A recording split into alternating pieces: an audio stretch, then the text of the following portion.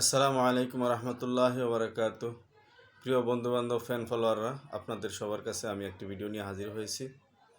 ভিডিওটির ব্যাপার হলো, বান্দা যখন মারা যায় তার রুহুকে কি করে ফেরেশতারা সম্বোধন করে, কে কি বলে সম্বোধন করে। যদি নেক বান্দা হন তাহলে তার সাথে কি আচরণ করা হয়, আর যদি বদকার বান্দা হন, গুনাহগার বান্দা হন, তার রুহের সাথে কি আচরণ করা হয় সে ব্যাপারে সংক্ষেপে ছোট করে একটু আলোচনা করব। সবাই আমার ভিডিওটি একটু দেখবেন। তাহলে ভিডিওটি শুরু করা যাক। হাদিস শরীফে বর্ণিত আছে, মানব আত্মা যখন দেহ থেকে বিচ্ছিন্ন হয়ে যায় তখন আকাশ থেকে একজন ঘোষক এই আত্মাকে সম্বোধন করে আওয়াজ দিয়ে বলেন, তিনবার ঘোষণা দিয়ে বলেন, হে আত্মা, তুমি কি দুনিয়া ছেড়ে এসেছ, না দুনিয়া তোমাকে ছেড়ে দিয়েছে? তুমি কি দুনিয়াকে অর্জন করতে সক্ষম হয়েছিলে, না দুনিয়া তোমাকে অর্জন করতে সক্ষম হয়েছে? দুনিয়া তোমাকে আয়ত্ত করেছিল, নাকি তুমি আল্লাহকে ভুলে দুনিয়ামুখী হয়েছিলে? যখন মৃতকে গোসল দেওয়া হয় তখন বলা হয়, হে বনি আদম, তোমার সেই শক্তির দেহ আজ কোথায়? কে তোমাকে আজ এত দুর্বল করলো? এত কথা বলা জিহ্বা আজ কোথায়? তুমি আজ একেবারে নিশ্চুপ কেন? তোমার সেই শোনা যাওয়া কান দুটি কোথায়, যে কান দিয়ে তুমি শুনতে?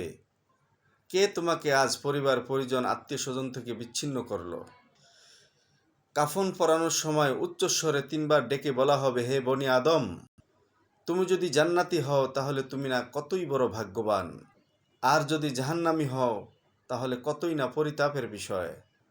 আল্লাহ রব্বুল আলামিন যদি তোমার প্রতি সন্তুষ্ট থাকেন তাহলে অনেক ভালো, আর যদি তোমার প্রতি নারাজ থাকেন তাহলে তোমার পরিণাম অনেক ভয়াবহ। হে আত্মা, তুমি এখন দুর্গম পথে ভ্রমণ করা শুরু করেছ। পথের কি কোনো সম্বল তোমার প্রস্তুত আছে?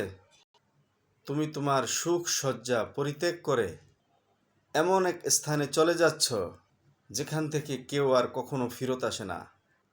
মৃতকে যখন খাটে উঠানো হয় তখন তাকে বলা হয়, হে বনি আদম, তুমি যদি পুণ্যবান হয়ে থাকো তাহলে তোমার জন্য সুসংবাদ, আর যদি তুমি পাপী হয়ে থাকো তাহলে তোমার কোনো রেহাই নাই। যদি তুমি তোমার নেক আমল দ্বারা আল্লাহকে সন্তুষ্ট করে এবং তওবা করে এসে থাকো তাহলে খুব ভালো কথা, আর তা না করে এলে তুমি খুবই হতভাগা। বারাকাল্লাহু লানা ওয়া লাকুম। প্রিয় ভাইয়েরা, ভিডিওটি দেখবেন। ইনশাল্লাহ আমি আস্তে আস্তে আরও সুন্দর করে হাদিস কোরআন সহ ছোট্ট ছোট্ট আলোচনা করব, যেগুলি থেকে বিতর্ক নাই। বিতর্কিত কোনো বিষয় নিয়ে আমি ফেসবুকে আলোচনা করব না বা কোনো ভিডিও দিব না। আপনারা আমার ভিডিওটি দেখবেন। সবাই ভালো থাকবেন। আসসালামু আলাইকুম।